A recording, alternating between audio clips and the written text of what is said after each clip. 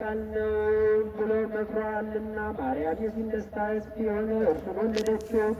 መልአኩ ልጅ ትወልጃለሽ ስሙንም አማኑኤል ይባላል አላት። ትርጓሜውም እግዚአብሔር ከእኛ ጋር ሆነ ማለት ነው። ዳግመኛም ወገኖቹን ኃጢአታቸውን የሚያድናቸው ኢየሱስ ይባላል። በችሎታው ወይም በኃይሉ ያድነን ዘንድ ኃጢአታችን ያስተሰርይልን ዘንድ ለዘላለም ክብር ይግባውና ሰው የሆነ እርሱን አምላክ እንደሆነ በተረዳ ነገር አውቀነዋል። ልዩ ከሆነች ድንግል ማርያም ይህ አምላክ መወለድ ምን ይደንቅ! ካልወሰነችው ልደቱን ዘር አልቀደመውም። በመወለዱም ድንግልናውን አልለወጠውም። ቃል ከአብያን እንደ ድካም ወጣ፣ ከድንግልም ያለ ሕማም ተወለደ። ሰብአ ሰገል አምላክ ነውና ሕፃን አመጡለት፣ ንጉሥም ነውና ወርቅ አመጡለት። ስለ እኛ በፈቃዱ ለተቀበለው መዳኛችን ለሆነ ሞቶም ከርቤ አመጡለት። ቸርና ሰውን ወዳጅ የሆነ አንድ እርሱ ብቻ ነው። ቅድስት ሆይ ለምኝልን። ከአዳም ከእናንዳችን እንዳስም መነሳት ምን ይደንቅ! ከእርሱ ሴትን ፈጠረ፣ የሰው ፍጥረትን ሁሉ ፈጠረ።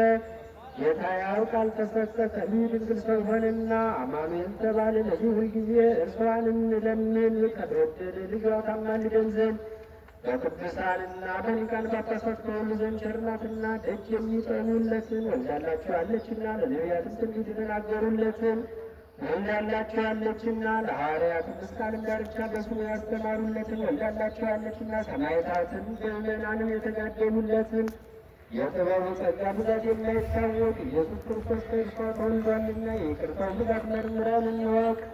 መጥቶ አድኖናልና ቅድስት ሆይ ለምኝልን። እግዚአብሔር የባሕሪን ፍሬ በዙፋኑ ላይ አኖራለሁ ብሎ ለዳዊት በእውነት ማለ፣ አይጸጸትም። ጻድቅ እርሱ ዳዊት ክርስቶስ በሥጋ ከእርሱ እንደሚወለድ ባመነ ጊዜ እግዚአብሔርን ቃል ማደሪያ ፈልጎ ያገኝ ዘንድ ወደደ። ይህም በታላቅ ትጋት ፈጸመ። ከዚህም በኋላ እነሆ በኤፍራታ ሰማነው ብሎ መንፈስ ቅዱስ አሰምቶ ተናገረ። ይህችም አማኑኤል እኛን ለማዳን በሥጋዬ ይወለድባት ዘንድ የመረጣት የያዕቆብ አምላክ ማደሪያ ናት። አንቺ የኤፍራታ ክፍል የሆንሽ ቤተልሔም ከይሁዳ ነገሥታት መሳፍንት ሀገር አታንሽም። ወገኖችም እስራኤል የሚጠብቃቸው ንጉሥ ከአንቺ ይወጣልና ከዛሬ ጀምሮ እስከ ዓለም ዘላለም ድረስ ከቸር አባቱ ከመንፈስ ቅዱስ ጋር ምስጋና ስለተገባው ስለ ክርስቶስ በአንድ መንፈስ ቅዱስ ትንቢት የተናገሩት የነቢያት የሚክያስና የዳዊት ነገር ምን ይደንቅ! ቅድስት ለምኝልን።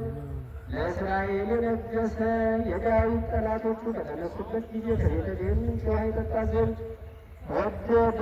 የጭፍሮቹ አለቆች ፈጥነው ተነሱና በጠላቶቹ ከተማ ተዋግተው ሊጠጣ የወደደውን አመጡለት። ጻድቅ ዳዊት ግን ጨክነው ሰውነታቸውን ስለ እርሱ ለጦርነት ለሞት አሳልፈው እንደሰጡ ባየ ጊዜ ያን ውሃ አፈሰሰ። ከእርሱም አንጠጣም። ከዚህ በኋላ ዘላለም ጽድቅ ሆኖ ተቆጠረለት።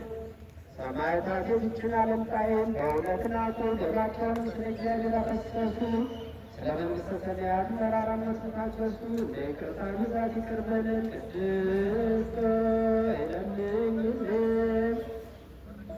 ከቅድስት ሥላሴ አንድ ወንድ መዋረዳችንን አይቶ ከሰማየ ሰማያት ወርዶ ባሕርን ዝቅ አደረገና መጥቶ ለድንግል ማኅፀን አደረ። ከብቻዋ ከኃጢአት በቀር እንደኛ ሰው ሆነ። ነቢያት ትንቢት እንደተናገሩለት በቤተልሔም ተወለደ። ፈጽሞ አዳነን፣ ወገኖቹም አደረገን። ቅድስት ሆይ ለምኝልን። እዚህ ታጠኑ ነበር ነው የቅጽዋ መላእክት እኔት ማርያም በመንፈሳዊ ምስጋና በመሰናሰል አዳስታይዋል አንቺ ምስጋና ይገባሻል እያሉ መልአክ ማርያምን ቃል ተቀበሉ አላት። ከአንድ ዘንድ ይመጣልና በማኅፀንሽ ያድራል። ልጅ ከዳዊት አደረ። እንደ ምስኪን ከሰማያት ወርዶ እርሷን ባሕርይ አድርጎ ተወለደ። በስድስተኛው ወር ገብርኤል መልአክ እግዚአብሔር አንተን ከላከ ከአንዲት አገር ናዝሬት ገሊላ ከምትባል ለዮሴፍ እጮኛ ከሆነች ከድንግል ዘንድ የዚች የድንግል ስሟ ማርያም ነው። መልአኩ በእርሷ ገብቶ እንዲህ አላት፣ ደስታ ይገባሻል፣ እግዚአብሔር ከሥጋሽ ሥጋ ከነፍስሽ ነፍስ ነስቶ ከአንቺ ሰው ሆኗልና ከሴቶች ይልቅ አንቺ ቡሩክ ነሽ። ከቃሉ አነጋገር የተደነገጠች ዝም አለች። እያለ ምስጋናችን መቼ ይደረግልኛል? መልአኩም እንዲህ አላት፣ ማርያም ሆይ ተማሪ ነበር እንጂ ሰላም ናችሁ? እንኳን ደስ አላችሁ።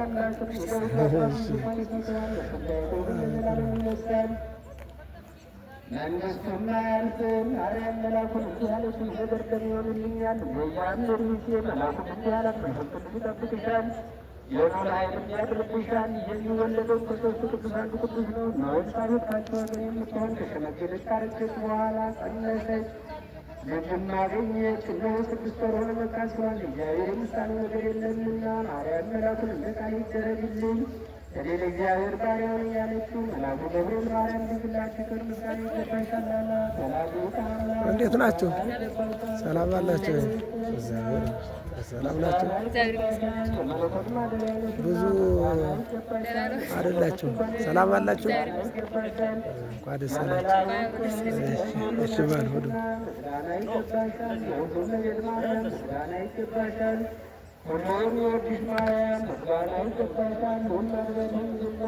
በገናውን እየዘመሩ እንትን በላቸው እንጂ